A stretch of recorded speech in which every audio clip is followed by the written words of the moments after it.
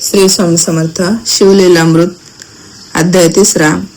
कल्मषपात कथा. गोकर्ण कथा. चांडाईचा उद्धार. कल्मषपात कथा. श्री गणेशाय नमः. श्री सरस्वती नमः. श्री गुरुभ्यो नमः.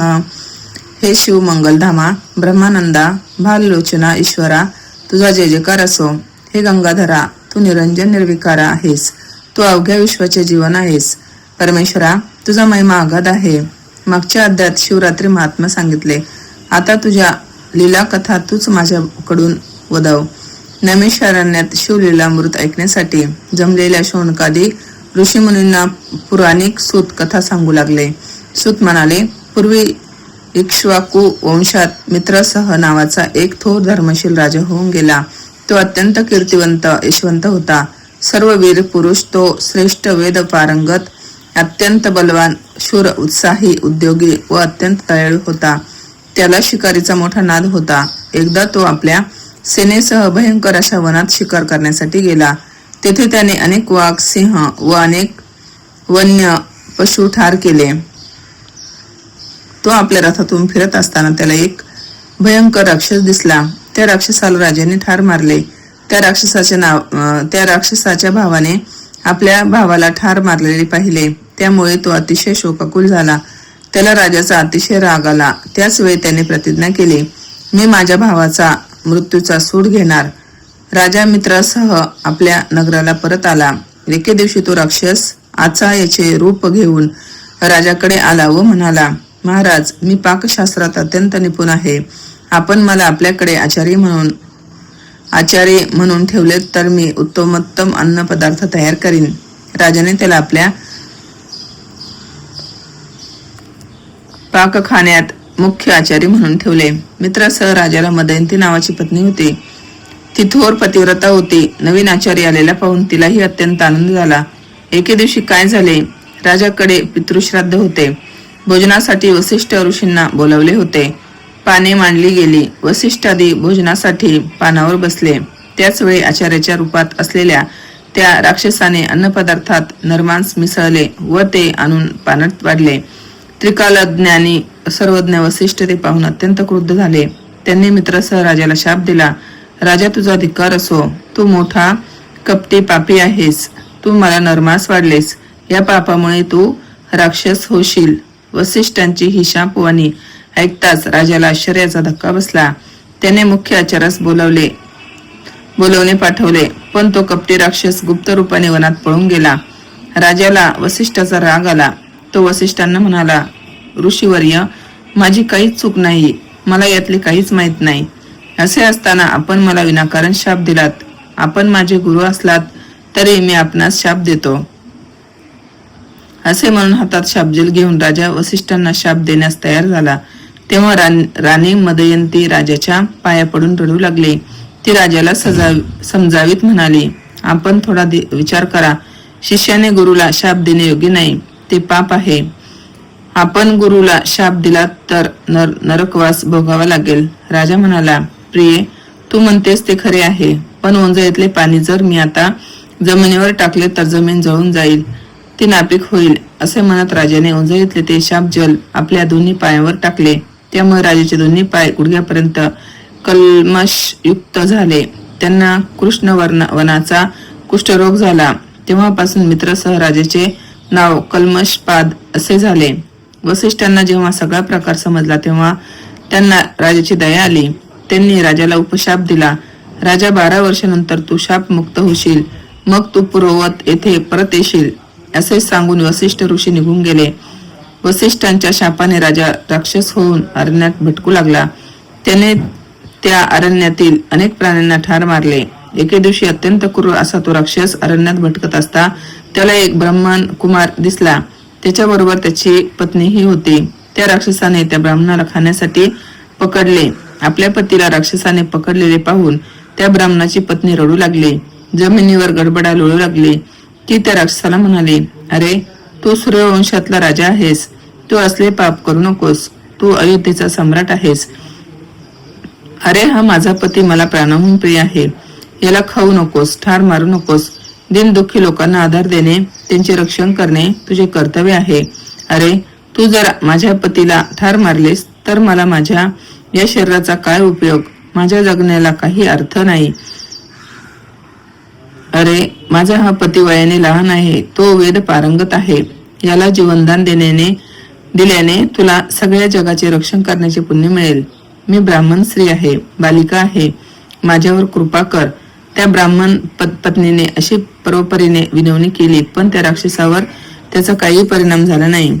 त्याने त्या ब्राह्मण कुमाराला ठार मारले, त्याचे रक्तमांस खाल्ले व त्याची हाडे टाकून दिली. तेव्हा आक्रोश करणाऱ्या त्या पतिव्रतेने आपल्या पतीची हाडे एकत्र गोळा केली, चिता पेटवली व अग्नीत प्रवेश करताना त्या राक्षस रूपात असलेल्या राजाला शाप दिला. अरे दुष्टा पातक्या, तू माझ्या पतीला ठार मारून खाल्लेस, तेव्हा तू सुद्धा तुझ्या पत्नीशी समागम करशील, त्याच क्षणी तुला मृत्यू येईल. असा शाप देऊन तिने अग्नीत प्रवेश केला. वसिष्ठांचा शाप भोगणारा तो मित्रासह राजा 12 वर्षानंतर शापमुक्त झाला. त्याला त्याचे मूळ रूप प्राप्त झाले. तो आपल्या घरी परत आला, परंतु आल्यावर त्याने सगळी हकीकत आपल्या पत्नीला सांगितली. मदयंतीला अतिशय दुःख झाले. आपल्याला वैधव्य येईल या भीतीने तिने मन कठोर करून राजाचा स्पर्श टाळला. राजाच्या मनावर याचा फार विपरीत परिणाम झाला. तो राज्य सुखोपभोगाचा राजलक्ष्मीचा त्याग करून वनात निघून गेला. राजा रानावनात भटकू लागला, परंतु आपल्या मागोमाग एक पिशाच येत आहे असे त्याला आढळले. ती ब्रह्महत्या होती. पूर्वी शाप काळात त्याच्या हातून एका ब्राह्मणाची व त्याच्या पत्नीची हत्या झाली होती. तीच ती ब्रह्महत्या. त्या ब्रह्महत्येपासून मुक्त कसे व्हायचे याची राजाला काळजी वाटू लागली. त्यासाठी तो अनेक तीर्थक्षेत्रांना गेला, पण ब्रह्महत्या त्याचा पाठलाग काही सोडेना. यामुळे अतिशय दुःखी झालेला राजा अनेक तीर्थांचे दर्शन घेत मिथिला नगरीला आला. त्याच वेळी गौतम मुनी तिथे आले होते. राजाने गौतमांना साष्टांग नमस्कार घातला. दयागण गौतमाने त्याला कुशल विचारले असता राजाने आपली सगळी हकीकत त्यांना सांगितले. राजाची दुःखी अवस्था पाहून गौतम मुनी त्याला आशीर्वाद देत म्हणाले, अरे राजा, तू मुळीच घाबरू नकोस. अरे, भगवान शंकर रक्षण करते असताना त्यांच्या शरणागत भक्तांना भीती कसली? गौतम मुनी पुढे म्हणाले, भूकैलास गोकर्ण क्षेत्र, तेथून मी आलो. अपार महिमा तिचा नव ओंकार रूपे कैलासनाथ भवानी सहित तेथे नांदत. सुर असुर किन्नरे सेवित अर्धमात्र पिठजे. पश्चिम सागराच्या काठावर गोकर्ण नावाचे अत्यंत मनोहर असे पवित्र तीर्थक्षेत्र आहे. त्याच्या दर्शनाने सर्व महापापांचा संहार होतो. तेथे मोठ्यातली मोठी पापे सुद्धा टिकत नाहीत. ते साक्षात भू कैलास असून संत साधकांचे ते माहेर आहे. तेथे भगवान सदाशिवांच्या अनेक स्मरणानेच महापापे जळून भस्म होतात. मंदार शलावर व कैलास पर्वतावर ज्याप्रमाणे भगवान शंकरांचे वास्तव्य असते, तसेच गोकर्ण क्षेत्रातही भगवान शंकरांचे अखंड वास्तव्य आहे. हे गोकर्ण क्षेत्र कसे निर्माण झाले, त्याचे महात्म्य काय आहे, असे राजाने विचारले असता गौतम मुनी गोकर्ण क्षेत्राची अत्यंत पवित्र कथा सांगू लागले. गोकर्ण कथा. गोकर्ण म्हणजे साक्षात भूकैलास. गोकर्ण कथा. गोकर्ण म्हणजे साक्षात भूकैलास. तेथे भगवान महादेव महाबल नावाने वास्तव्य करीत आहेत, म्हणून या क्षेत्राला गोकर्ण महाबळेश्वर असे म्हणतात. रावणाने कठोर तपश्चर्या करून जे शिवलिंग मिळवले होते, त्याची गणेशाने गोकर्ण क्षेत्री स्थापना केली होती. सनक सनंदनांदी महात्मे तेथे भगवान शिवांची आराधना करतात. या ब्रह्मांडात गोकर्णासारखे दुसरे क्षेत्र नाही. तेथे अगस्त्य मुनींनी तपश्चर्या केलेली आहे. तेथे सर्व देवदेवतांचे वास्तव्य आहे. ब्रह्मा, विष्णू, भगवान कार्तिकेय व गणेश यांचीही वास्तव्य आहे. या गोकर्ण क्षेत्रात कोटी कोटी शिवलिंगे आहेत. तेथे पावलोपावली असंख्य तीर्थ आहेत. सत्ययुगात महाबल भगवान शिव श्वेतवर्णी असतात. त्रेतायुगात लाल वर्णाचे, द्वापार युगात पीत म्हणजे पिवळ्या वर्णाचे व कलियुगात श्याम वर्णाचे असतात. तेथे ब्रह्महत्यादी पापांचा नाश होतो. या जगात जे ब्रह्मघातकी, भूतद्रोही, महापापी, लबाड आहेत, ते गोकर्ण क्षेत्रात जाऊन व तेथील तीर्थात स्नान करून शिवाराधना करतात. ते शिवलोकाला जातात. गोकर्ण क्षेत्री जाऊन शिवपूजा करणारा ब्रह्मपदाला जातो. रविवार, सोमवार व बुधवार युक्त अमावस्येला गोकर्ण क्षेत्री स्नानदान, पितृतर्पण, शिवपूजा, जप, होम व ब्राह्मण सत्कार केला असता अनंत फल प्राप्त होते. प्रदोषकाळी येथे शिवपूजा केली असता मोक्षप्राप्ती होते. या गोकर्ण क्षेत्रासंबंधी एक सुरस व पवित्र कथा अशी. लंकाधिपती रावणाच्या आईचे नाव कैकसी. ती थोर शिवभक्त होती. दररोज शिवलिंगाची पूजा केल्याशिवाय ती पाणीसुद्धा पित नसे.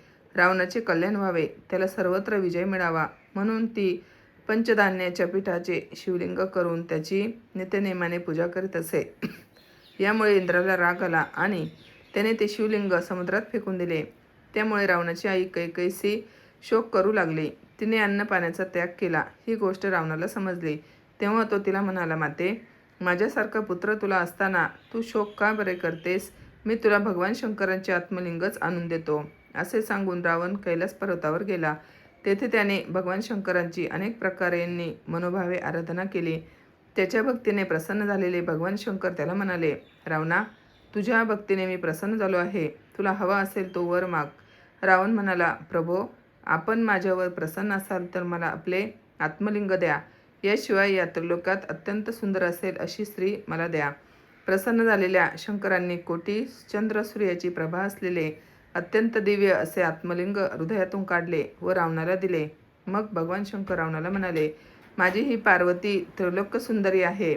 अशी सुंदर स्त्री ब्रह्मदेव सुद्धा निर्माण करू शकणार नाही. परंतु तुझ्या भक्तीने मी अत्यंत संतुष्ट झालो असल्याने ही पार्वती मी तुला देतो. ती तू घेऊन जा. रावण आनंदाने वेडात झाला. त्याने पार्वतीला खांद्यावर घेतले, दिव्यलिंग हातात घेतले व तो अत्यंत वेगाने दक्षिणेकडे लंकेला जाण्यास निघाला. ही वार्ता त्रिलोकात पसरली आणि सगळीकडे हल्लकल्लोळ माजला. गणेश, कार्तिकेय, नंदिकेश्वर दुःखाने व्याकुळ झाले. ते शंकराला म्हणाले, भोलेनाथ, तुम्ही हे काय करून बसलात? तेव्हा शंकर हसून म्हणाले, तुम्ही कसलीही चिंता करू नका. वैकुंठनाथ विष्णू पार्वतीचा कैवारी आहे. तो तिच्यासाठी धावून येईल. रावण पार्वतीला घेऊन चालला असता ती भगवान विष्णूचा धावा करू लागली. तेव्हा भगवान विष्णू एका ब्राह्मणाचे रूप घेऊन रावणाच्या मार्गावर आडवे झाले. त्यांनी रावणाला विचारले, अरे, ही असली स्त्री तुला कुठे मिळाली? रावण म्हणाला, भगवान शंकरांनी ही त्रिलोक सुंदरी दिली आहे. तो ब्राह्मण हसून म्हणाला, काय ही त्रिलोक सुंदरी? अरे, तिला खाली उतरून तिच्याकडे जरा पहा. रावणाने पार्वतीला खाली ठेवले. पाहतो तो काय, ती अत्यंत कुरूप दिसत होती. ती वृद्ध गाल बसलेली, तोंडाचे बोळके झालेली दिसत होती. तो ब्राह्मण मोठ्याने हसू लागला. रावण तिला तिथेच टाकून परत कैलासाकडे निघाला. भगवान विष्णूंनी तिची माता भद्रकाली म्हणून स्थापना केली. रावण रागारागाने शंकराकडे गेला आणि म्हणाला, असली कुरूप स्त्री मला कशासाठी दिलीत? शंकर म्हणाले, अरे, तू तिचा नाद सोड. ती मोठी कवटाळीण आहे. ती आपले रूप लपवून ठेवते. मग भगवान विष्णूने आपल्या शरीराच्या मळापासून एक सुंदर स्त्री निर्माण केली व ती मायासुराच्या पोटी जन्मास आली. तिचे नाव मंदोदरी. भगवान शिव रावणाला म्हणाला, मायासूर आपली अत्यंत सुंदर कन्या तुला देईल. तिच्या ठिकाणी सप्तकोटी मंत्रांचे सामर्थ्य आहे. तिच्यामुळे तुला विजय मिळेल. मग रावण आत्मलिंग घेऊन पुन्हा पूर्वस्थळी आला. तेथे गणपती गुराख्याचे रूप घेऊन गायी राखत होता. सगळ्या देवांनी त्याला प्रार्थना केली होती, गणेशा, रावणाच्या तावडीतून आत्मलिंग सोडून घे व त्याची अक्षय स्थापना कर. याच वेळी रावणाला लघुशंकेची इच्छा झाली. तो मनातल्या मनात तळमळू लागला. त्याला पुढे जाता येईना. हे आत्मलिंग कधीही खाली ठेवू नकोस असे शंकराने त्याला बजावून सांगितले होते. आणि लिंग हातात घेऊन लघुशंका करणे तर महापाप. आता काय करावे ते रावणाला समजेना. इतक्यात त्याला गुराख्याच्या वेशात आलेला असलेला गणेश दिसला. रावण त्याच्याजवळ जाऊन म्हणाला, अरे, हे लिंग थोडा वेळ सांभाळतोस का? मी जरा लघुशंका करून येतो. गणेश म्हणाला, नाही रे बाबा, माझ्या गायी रानुमाळ धावत आहेत. तुला लघुशंका करावयास किती वेळ लागेल मला माहीत नाही. तेव्हा मी नाही तुझे लिंग सांभाळत. रावण विनविनीच्या स्वरात म्हणाला, अरे, मी अगदी एका क्षणात परत येतो. कृपा करून एक क्षणभर हे लिंग हातातच घेऊन उभा राहा. गणेश म्हणाला, मी तुला 3 हाका मारेन. त्याच्या आत आलास तर ठीक, नाहीतर मी हे लिंग जमिनीवर टाकून निघून जाईल. रावण कबूल झाला. तो गणेशाच्या हाती लिंग देऊन लघुशंकेला गेला. पण काय आश्चर्य, 1 घटिका झाली तरी रावणाची लघुशंका संपेना. तेव्हा गणेश म्हणाला, ये रे लवकर, हे तुझे लिंग घे. माझ्या गायी निघाल्या. परंतु रावणाची लघुशंका काही संपेना. तो हात उंचावून थांब थांब, आलोच असे सुचवित होता. 2री घटिका झाली तरी रावण उठेना. 3री घटिका झाली तरी रावण उठेना. गणेश मोठ्यांदा म्हणाला, अरे राक्षसा, तुझे हे लिंग लवकर घे. अशी शेवटची हाक मारून गणेशाने ते लिंग जमिनीवर टाकले. ते अगदी अक्षय झाले. ते अगदी पृथ्वीशी एकरूप झाले. रावण धावतच आला. ते लिंग जमिनीवर टाकलेले पाहून तो संतापला, दुःखी झाला. त्याने त्या लिंगाला उपटण्याचा प्रयत्न केला. अवघी पृथ्वी डळमळली, पण लिंग काही हाती आले नाही. तेवढ्यात गुराख्याच्या रूपातला गणेश गुप्त झाला. सगळ्या गायी पृथ्वीच्या पोटात लपल्या. रावणाने रागाने एका गायीचा कान पकडला, पण तोही हाती आला नाही. मग रावणाने तेथेच त्या आत्मलिंगाची पूजा केली. तेव्हापासून ते लिंग गोकर्ण महाबळेश्वर या नावाने प्रसिद्ध झाले.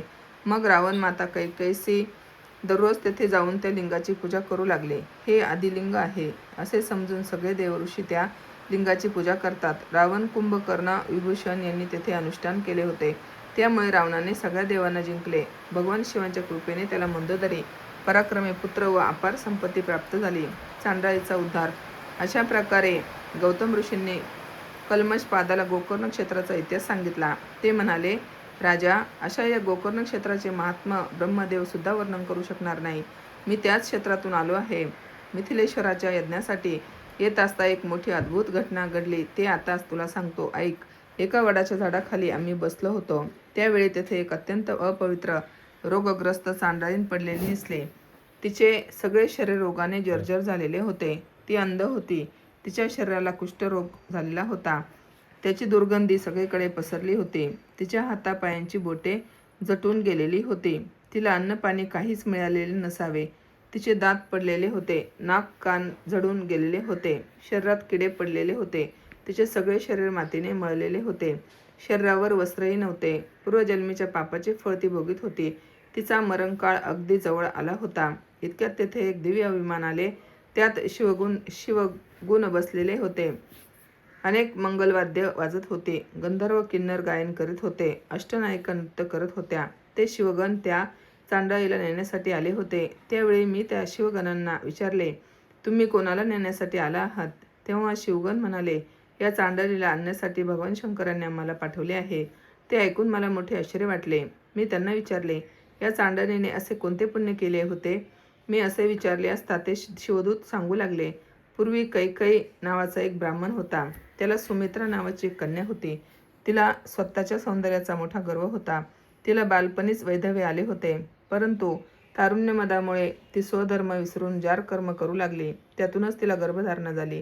त्यामुळे तिच्या बापाने तिला घरातूनच हाकलून दिले. बापाने घरातून बाहेर काढल्यावर ती एका शूद्राकडे राहू लागली. त्याच्यापासून तिला अनेक मुले झाली. मद्यमांस सेवन करण्यात आनंद मानणाऱ्या तिला कसलाही सारासार विचार राहिला नाही. एकदा तो शूद्र शेतात गेला असता दारूने धुंद झालेल्या तिने मांस खाण्यासाठी गायीचे वासरू ठार मारले व त्याचे मांस खाल्ले व वाघाने वासराला खाल्ले असे ती सर्वांना सांगू लागली. नंतर काही दिवसांनी तिला मृत्यू आला. श्री यमदूतांनी तिला बांधून यमलोकात नेले.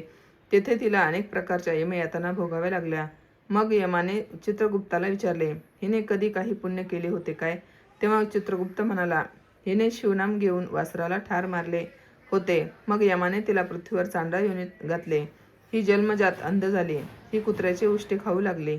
पुढे हिचे आईवडील मरून गेले. मग ही हातात काठी घेऊन गावोगाव भीक मागत फिरू लागली.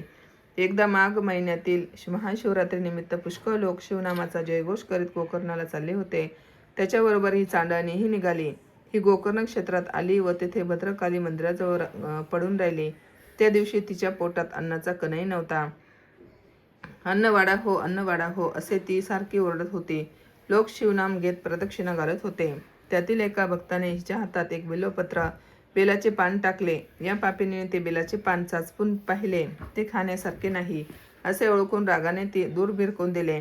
पण दैवयोग कसा, ते बिल्वपत्र गोकर्ण शिवलिंगावर पडले. या चांडाळीचा उपवास घडला. बिल्वपत्राने शिवपूजन झाले व रात्री जागरण झाले. लोक शिवनामाचा अखंड घोष करीत होते. त्यामुळे चांडाळी सुद्धा तसेच शिवस्मरण करीत होती. अशा स्थितीत ही आता येथे पडली आहे असा गंडाळणीचा वृत्तांत शिवगणांनी सांगितला. त्या क्षणी तिला दिव्य देह प्राप्त झाला. ते बिल्वपत्र गोकर्ण शिवलिंगावर पडले. या चांडाळीचा उपवास घडला. बिल्वपत्राने शिवपूजन झाले व रात्री जागरण झाले. लोक शिवनामाचा अखंड घोष करीत होते. त्यामुळे चांडाळी सुद्धा तसेच शिवस्मरण करीत होती. अशा स्थितीत ही आता येथे पडली आहे.